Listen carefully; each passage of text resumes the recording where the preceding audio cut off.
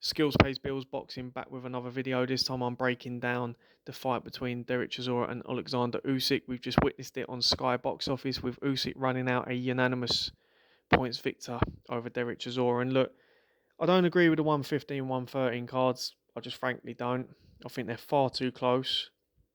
I had it 117, 111. I believe the first judge had it that way. I give Derek Chisora a tremendous amount of credit. Tremendous amount of credit. He gave it everything. Even in this Indian summer of his career, he's still summoning up, still going to the reserves, and still somehow finding a way to keep fighting at this level. And this is top level stuff. You know, this guy Usyk is no joke. This was a fight where Chisora could have easily have mentally have jacked it. He was tired, and I believe he was tired from the second round. And there was times he was hurt in that fight. Let's be real. But he still kept going and kept going and kept going. Even when the tide turned against him, he just kept pushing and he kept trying and kept plugging away. It just didn't come off for him. I don't agree with him. I don't believe he won the fight. I don't believe the fight was that close. And I'll break it down here and now. For me, the first round, I always felt that I felt the fight would be competitive, but I felt it would be a clear victory for Usyk, either by stoppage or wide on points. My reasoning behind this is because I feel like Usyk just is the better, more skilled opponent. His footwork would be very difficult for Derek. Derek's never ever been good at cutting off the ring, and he's never dealt well with southpaws. When I found that he had an MMA coach in his corner, and I saw that yesterday, I thought that's interesting. Is he going to try and initiate the clinch? And is he going to try and do a lot of clinch work and use his size? Well, you've got to remember Usyk's from Ukraine, and they like to grapple in that region. They like to grapple, and I felt okay. Whilst there's a lot of pros for Derek in that, the clinch isn't going to just be a case of I'm bigger than you, I can win that, and I'm going to touch on that in a moment.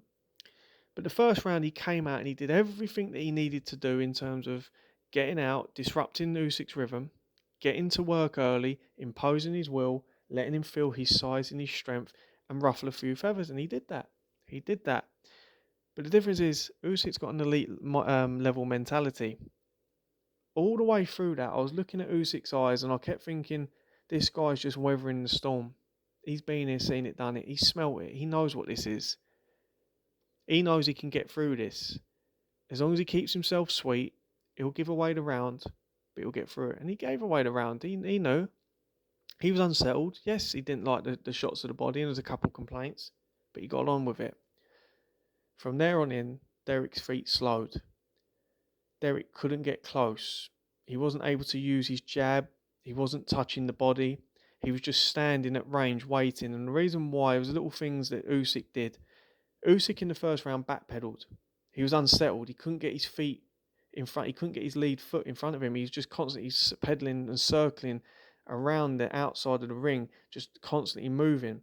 Second round, it was different.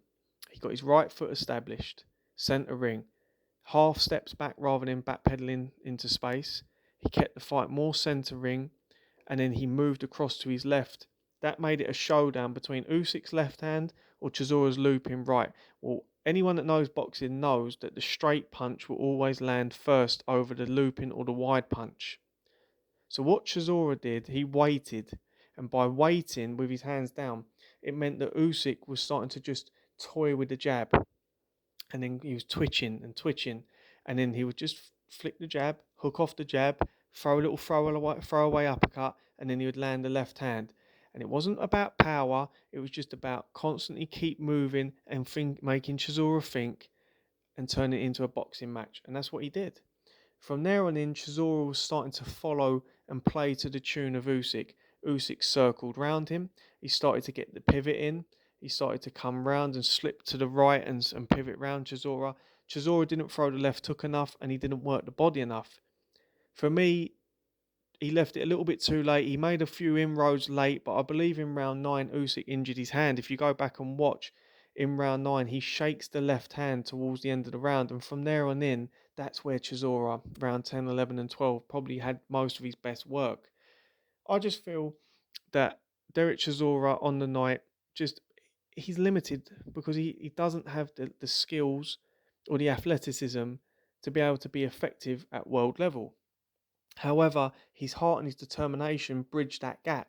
But against someone like Usyk, it was always going to be a difficult ask. I think he can come away from this with tremendous credit. But I feel like Usyk's getting way too much criticism for this tonight. He fought a difficult heavyweight who's got wide shoulders and a big back and he's small. Ask any heavyweight, the taller heavyweights, how difficult it is to fight the likes of these guys because they're small, they're compact, and they come marching in and they're willing to bowl over shots over the top. It is very difficult to fight. And I felt Usyk found a way and a formula and kept his boxing and won the fight convincingly. It wasn't pretty, it wasn't wonderful, but he won the fight. And rating Usyk's performance, yes, it wasn't vintage, but it was still classy. There was times when he was pushing back Chisora.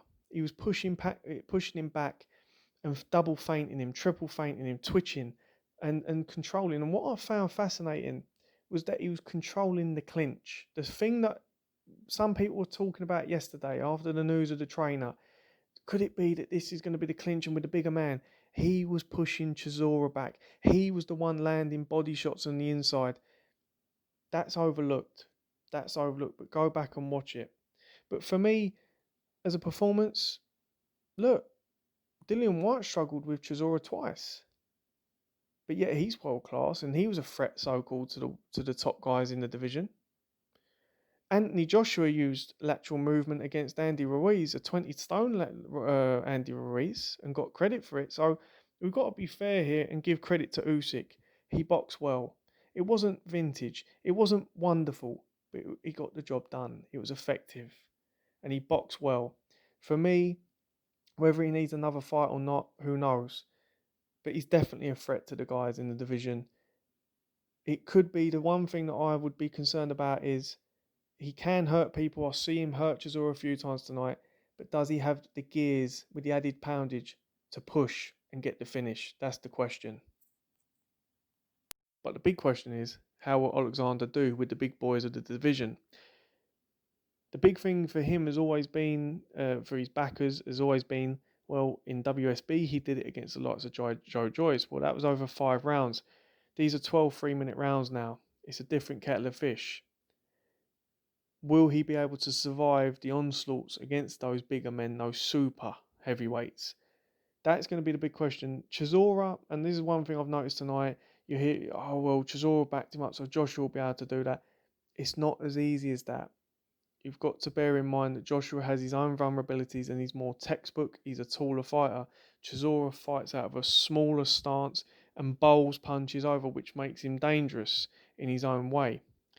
But it will be interesting to see how Usyk deals with those type of fighters, those 6'6", 6'7", 6'8" fighters, and whether he can continue to be effective against those guys.